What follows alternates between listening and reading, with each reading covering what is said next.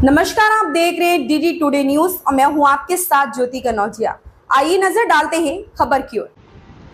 आनंद dairy limited ने अपने दुग्ध और दुग्ध पदार्थ डिस्ट्रीब्यूटरों को 200 बुलेट रॉयल एनफील्ड मोटरसाइकिल वितरण की। उत्तर प्रदेश के जनपद हापुड़ में आनंदा डेयरी लिमिटेड ने अपने दुग्ध और दुग्ध पदार्थ डिस्ट्रीब्यूटरों को 200 बुलेट रॉयल एनफील्ड मोटरसाइकिल वितरण की। भारत की बहुचर्चित दुग्ध उत्पादन कंपनी आनंदा डेयरी लिमिटेड ने पिलखुआ प्रांगण में आज पुरस्कार एवं सम्मान समारोह का आयोजन किया। उक्त समारोह का उद्घाटन सांसद मनोज तिवारी, सांसद अतुल गर्ग, विधायक Dharmesh Tomar, Ananda dairy chairman doctor Radhe Shyam Dikshit, Pilkhuwa नगर पालिका चेयरमैन विभू बंसल द्वारा किया गया। उक्त समारोह में आनंदा डेयरी के उत्तर भारत से 200 डिस्ट्रीब्यूटर ने स्कीम के अनुसार 2 करोड़ रुपए से ज़्यादा वार्षिक टर्नओवर किया। उक्त 200 डिस्ट्रीब्यूटरों को 200 बुलेट रॉयल एनफील्ड मोटरसाइकिल वितरण की। सभी डिस्ट्रीब्यूटर पुरस्कार में मोटरसाइकिल पाकर खुशी से झूम उठे। इस शुभ अवसर पर आनंदा ने एक नया प्रोडक्ट क्रीम 28% लॉन्च किया, जिससे प्रत्यक्ष व अप्रत्यक्ष रूप से लोगों को रोजगार मिलेगा। आनंदा डेयरी लिमिटेड ने आज लॉन्च हुए प्रोडक्टों का ऑटोमेटिक प्लांट के द्वारा बिना हाथ के छुए हुए तैयार किया। औद्योगिक क्षेत्र में दिन प्रतिदिन आनंदा डेयरी लिमिटेड नई ऊंचाइयों को छू रही है और देश के किसान और युवाओं को आत्मनिर्भर बनाने का प्रयास कर रहे हैं। जी, लोकसभा चुनावों से पहले इन्वेस्टर समिट का जो प्रोग्राम हुआ था उसमें लाखों करोड़ रुपए इन्वेस्ट हुए थे, तो अब लोकसभा चुनाव के बाद वो ज़मीनी स्तर पर कब तक आ पाएंगे? देखिए, आज हम आनंदा में हैं। आनंदा जिस प्रकार से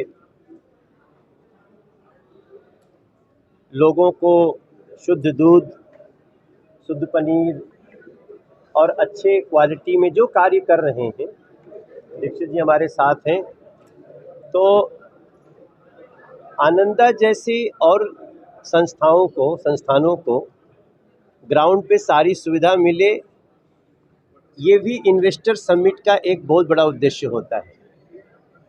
उत्तर प्रदेश बहुत तेज़ी से इन्वेस्टर्स के लिए, नई इनिशिएटिव्स लेने वालों के लिए और नए एंटरप्रेन्योर्स के लिए, नए उद्यम शुरू करने वालों के लिए एक बहुत ही सकारात्मक हब बनता जा रहा है। और इन्वेस्टर समिट से जो चीज़ें निकली हैं, उनकी भारतीय जनता पार्टी रूल जितने स्टेट हैं उसमें हम स्पेशल 1 विंडो उनको सुविधाएं दे रहे हैं, और जहां भी कोई समस्या किसी को हो वो कंसर्न स्टेट में बात कर सकता है।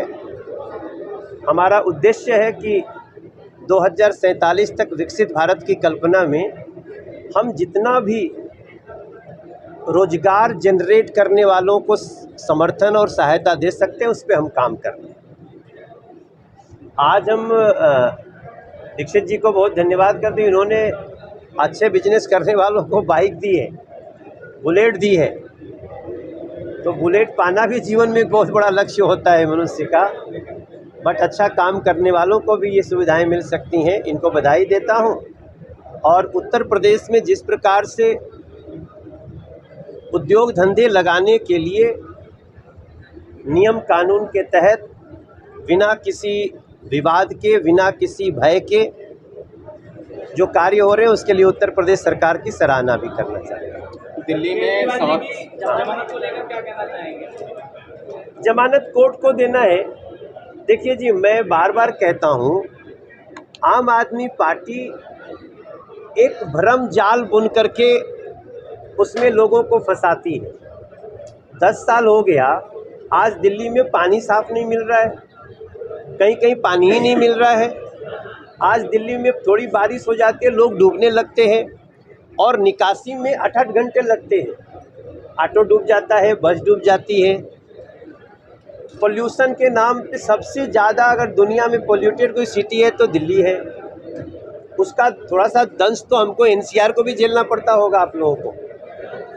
और उसके बाद रोज़ भ्रष्टाचार, एक शराब के भ्रष्टाचार में वो जेल में है।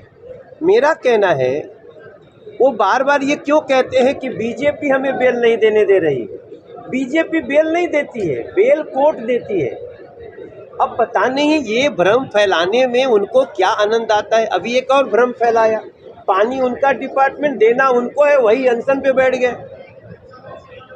जो लड़के नौकरी से अभी निकाल दिए गए, आपको जानकारी दूं, लगभग 20,000 लोग अलग अलग तरह से जो नौकरी पे थे, कोई गेस्ट टीचर था, कोई मार्शल का काम कर रहा था, कोई सिविल डिफेंस में, उन सभी को नौकरी से निकाल दिया। सब सड़कों पे हैं, जाते हैं पूछने तो कहते हैं बीजेपी के गुंडे हैं। अब बेल की जहाँ तक बात है, मैं बड़ी विनम्रता से बोलना चाहता हूँ, मैं मीडिया को भी कहना चाहता हूँ, मीडिया बहुत विद्वान होती है। ऐसा प्रश्न जो वो करे तो खुद ही आप उनसे पूछ सकते हैं कि भाई बेल देना कोर्ट, संजय सिंह का बेल हो गया, हमने क्या किया, हम अनशन पे थोड़ी बैठे थे। आप अपनी बेगुनाही का सबूत दीजिए। बेल थोड़े समय के लिए मिल सकती है, लेकिन बेल मिलना केस खत्म होना भी नहीं होता है। वो बार बार ये दिखाते हैं कि बेल मिल गई। एक झारखंड के मुख्यमंत्री ने कहा ना, हम बेल मिल गई, अब हम मुख्यमंत्री फिर बनेंगे। बनो, आपको भ्रष्टाचार से दूर नहीं रहना है, लेकिन बेल मिलने के बाद भी इस देश में लोगों को फांसी भी हुई है, आजीवन कारावास भी हुआ है, दोष सिद्धि के बाद बहुत सारी सजाएं मिलती हैं। इसलिए कोर्ट को बीजेपी या बीजेपी को कोर्ट न समझाए आम आदमी पार्टी, ये मेरी प्रार्थना है। बिहार में सीएम कौन होगा? बिहार में कौन सीएम होगा? सीएम तो है नीतीश कुमार जी अगली बार। अब ज्योतिषी पढ़ने दो। दिल्ली को अलग राज्य का नहीं, दिल्ली ऑलरेडी एक राज्य है, केंद्र शासित राज्य है। इसमें कोई कंफ्यूजन किसी को नहीं फैलाना चाहिए। केंद्र शासित मतलब केंद्र शासित, प्रधानमंत्री के बैठने की भी जगह चाहिए ना, राष्ट्रपति के बैठने की भी जगह चाहिए ना। ये जो लोग इस तरह से कंफ्यूजन पैदा करते हैं, केंद्र शासित प्रदेश दिल्ली सहित 8 और हैं। नहीं जाना चाहिए उनको जाना चाहिए, लेकिन आग लगाने नहीं जाना चाहिए, आग बुझाने जाना चाहिए। राहुल गांधी जी का जो बयान था संसद में, हिंदुओं को हिंसक कह रहे हैं। क्या कह रहे हैं? अब सवाल उठता है कि जो हिंदू है वो विचार करे कि हम हिंसक होते हैं। आज कह रहे हैं हिंदू हिंसक होते हैं, कल कहेंगे हिंसकों को गोली मार दो। जब कोई हिंसक हो जाता है तो उसके लिए क्या कहा जाता है? तो पहले तो वो हिंदुओं को हिंसक सिद्ध करने में लगे हैं। अब कह रहे हैं अयोध्या में उनकी एक जीत हो गई है, तो कहते हैं राम जन्मभूमि का मुद्दा हार गया। अयोध्या की इंडी अलायंस की जीत कभी भी राम मंदिर मुद्दे की हार नहीं हो सकती है। लेकिन जो व्यक्ति शिव जी के फोटो का अनादर कर सकते हैं, जो हिंदुओं को हिंसक बोल करके इस देश में एक नफरत फैलाने का काम कर सकते हैं, राहुल गांधी मूलतः विदेशी जो भारत विरोधी शक्तियां हैं उनके हाथों में खेल रहे हैं। थोड़ा सा मौका मिला था जहां वो अपनी अच्छाई अगर होती तो दिखा सकते थे, लेकिन केवल निगेटिविटी दिख रही है। देश के लोग जल्दी उनको जवाब देंगे। दिल्ली में बीजेपी, लेकिन 400 पार का नारा वो बीजेपी का क्यों फेल हो गया? आगे ऐसी क्या वजह रही कि यूपी में भी आधी सीटों पर लगी बीजेपी? देखिए, हर व्यक्ति चुनाव में अपना सर्वश्रेष्ठ नारा देता है। हम पिछली बार 353 थे, तो क्या कहें, अब की बार 352। जिसका 353 है और 400 पार का नारा दिया। हाँ, वो ठीक है। आखिर जनता ने क्यों नकार दिया इनको? जनता ने नहीं दिया, उसकी हम समीक्षा करेंगे, कर रहे हैं। लेकिन सरकार तो जनता ने एनडीए का ही बनाया ना, उसमें किसी के पेट में दर्द क्यों हो रहा है? हाथरस कांड में जो बाबा थे वो अभी तक फरार है, पुलिस के पास नहीं आए हैं। तो आप इसमें दोषी जो है वो किसको मानते हैं? बाबा दोषी हैं या फिर वहाँ का प्रशासन, जैसा कि विपक्ष आरोप लगा रहा है? देखिए, जांच चल रही है, इसलिए जब जांच का निर्णय आ ही जाएगा। अब वहाँ जो भी घटना हुई है, घटना में ही दुर्घटना हुई है, तो जो लोग हैं वहाँ पे उन लोगों से बातचीत तो होना ही चाहिए। मगर एग्जैक्टली कौन दोषी है, इसका थोड़ा समय में रिजल्ट आ जाएगा, हमें उसका इंतजार करना है। लेकिन ऐसा क्यों माना जा रहा है कि बाबा का जो नाम है वो कोई भी पार्टी नहीं ले रही है? क्या ये उपचुनाव को लेकर ऐसा हो रहा है? जो क्या राजनीति इसमें भी चल रही है? नहीं, ऐसा तो नहीं है। भाई जांच होने का मतलब है कि बाबा भी उसमें शामिल है।